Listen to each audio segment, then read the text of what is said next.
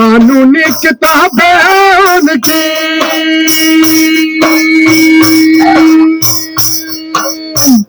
कारखाने हथियारों के, पादरी प्रोफेसर उनके, जज और जेलर तक उनके, सभी अफसर उनके, जज और जेलर तक उनके, सभी अफसर उनके, वो सब कुछ करने को तैयार, सभी अफसर उनके। अखबार छापे खाने,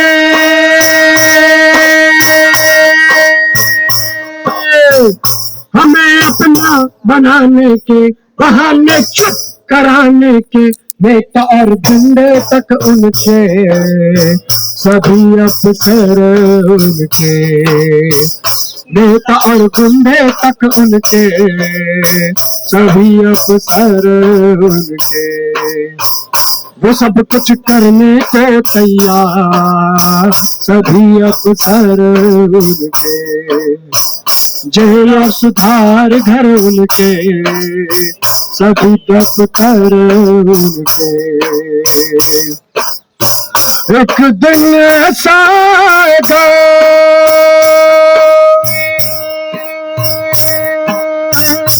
ऐसा फिर काम आएगा, बड़ा हथियार रह जाएगा और ये बंदी होगा, ये ढांचा बदल जाएगा।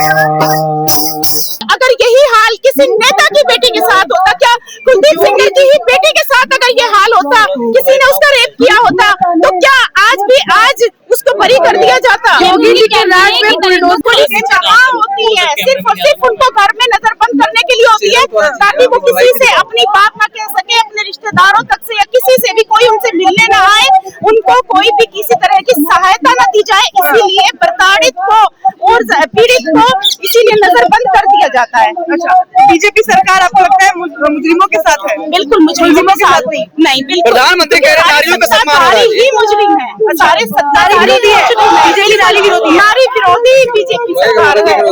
नारी का सम्मान कहते हैं कि सबसे ज्यादा बेटी बचाओ बेटी पढ़ाओ, नारी के सम्मान में बीजेपी सिर्फ नारों के अंदर है, स्लोगन्स के अंदर है, करनी और करनी में जमीन और आसमान का फर्क है। हमारा देश कहाँ जा चुका है आज? आप इस देश में जब ऐसे मामले होते हैं, एक महिला होने के नाते आप कितना सुरक्षित महसूस करती हैं? मैं बिल्कुल भी सुरक्षित महसूस नहीं करती हूँ। आज का वक्त ऐसा आ चुका है, जरा सा अंधेरा होता है तो घर से निकलते हुए डर लगता है, पता नहीं कहाँ हमारे साथ कब क्या हो जाए, कुछ भी नहीं कह सकते। और ये बढ़ावा सिर्फ और सिर्फ ये सरकार दे रही है, ऐसे नेता दे रहे हैं।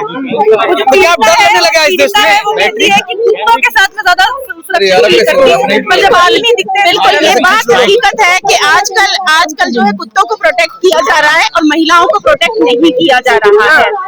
क्या डर लगने लगा है इस देश में? बिल्कुल हर वक्त हमेशा डर लगने लगा है, हर वक्त डर लगने लगा है इस देश में। आज महिला होना गुनाह है? बिल्कुल महिला होना गुनाह है, ऐसा ही लग रहा है यहाँ आज। भाजपा के मंत्री हंस रहे, क्या कहेंगे? देखिए, हिंदू हो या मुस्लिम हो, महिला कोई भी सुरक्षित नहीं है, कोई महिला सुरक्षित नहीं है। हाथरस जो कांड हुआ था वो बेचारी वो हिंदू बेटी थी। हाँ, कोलकाता में जो कांड हुआ वो डॉक्टर भी हिंदू थी। तो ये कहना बिल्कुल गलत है, बिल्कुल गलत है। सिर्फ महिला को महिला की नजर से देखा जाता है। इस सरकार में सिर्फ और सिर्फ महिलाएं उनके लिए कोई मायने नहीं रखती हैं। वो एक जानवर से भी बदतर है, एक इस्तेमाल करने का सामान है सिर्फ। सुप्रीम कोर्ट में सीबीआई ने मामला जो है वो दायर कर दिया है। आपको लगता है सुप्रीम कोर्ट से कुछ उम्मीद है फैसले की जो राहत देगी? सुप्रीम कोर्ट से हमें कोई उम्मीद नहीं लग रही है, क्योंकि सुप्रीम कोर्ट अगर सही फैसला लेता तो अभी बरी नहीं किया जाता। तो हाईकोर्ट का फैसला सुप्रीम कोर्ट के पास जब मामला जाएगा तो क्या सुप्रीम कोर्ट से उम्मीद है आपको कि वहाँ सही फैसला होगा? उम्मीद तो कोई ना कोई रखनी ही पड़ती है, बिना उम्मीद के तो हम कैसे चलेंगे?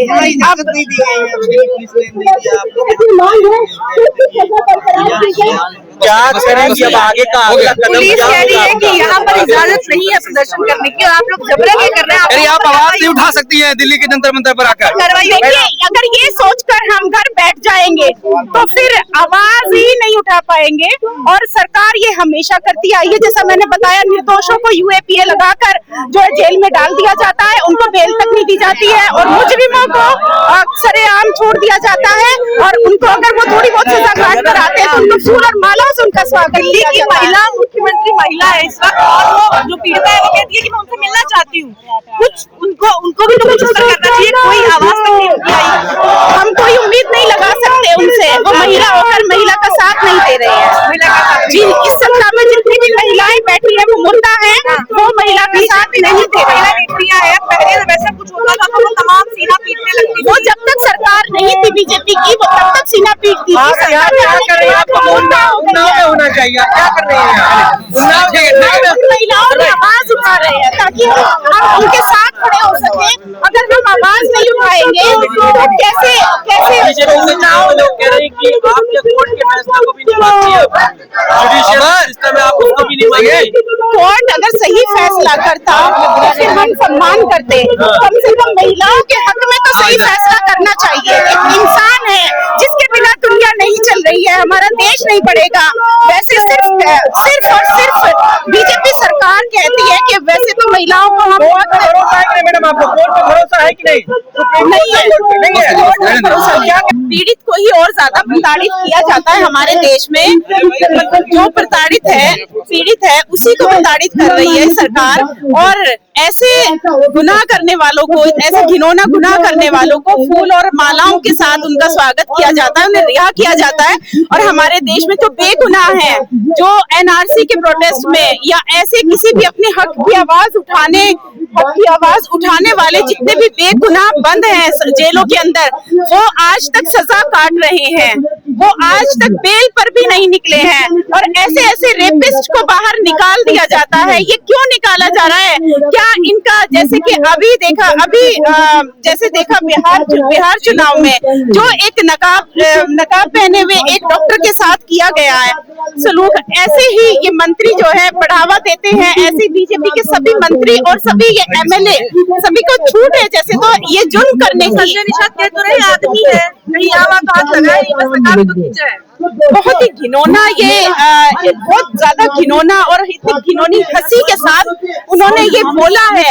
शर्म आती है ऐसे नेता को, ऐसे सम्मानित पदों पर इनको क्यों बिठा के रख रखा है? हमारा देश किस जगह जा रहा है, कहाँ जा रहा है हमारा देश? रेप पीड़ितों को ऐसे प्रताड़ित किया जाता है।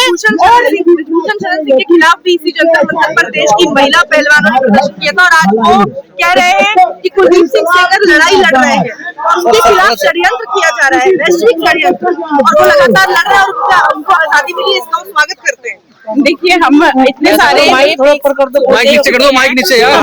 हमारे देश में जैसे पहले भी देखा था, हाथरस कांड देखा था कि रात के वक्त दाह संस्कार भी नहीं करते हैं। सिर्फ ये क्रिमिनल बीजेपी के, क्योंकि वो बीजेपी के नेता होने के नाते उनको बचाने की वजह से उनको जो है रात में ही दाह संस्कार कर दिया जाता है। और आज तक भी उसके भी घर वालों को आज तक नजरबंद किया हुआ है। ऐसे ही सबको नजरबंद कर दिया जाता है घरों में। पीड़िता को ही और ज्यादा प्रताड़ित हमारी सरकार करती आ रही है और ऐसे जुर्म करने वालों को, रेपिस्ट को खुला छोड़ दिया जाता है। वो रिहा होकर आते हैं तो ऐसे लगता है कि देश की देश को आजाद करवा कर आ रहे हैं। शायद वो देश को आजाद कराने के लिए जेलों में बंद थे तो वो निकल के आ रहे हैं। उन पर फूल माला, उनको फूलों की माला पहनाई जा रही है, फूल बरसाए जा रहे हैं।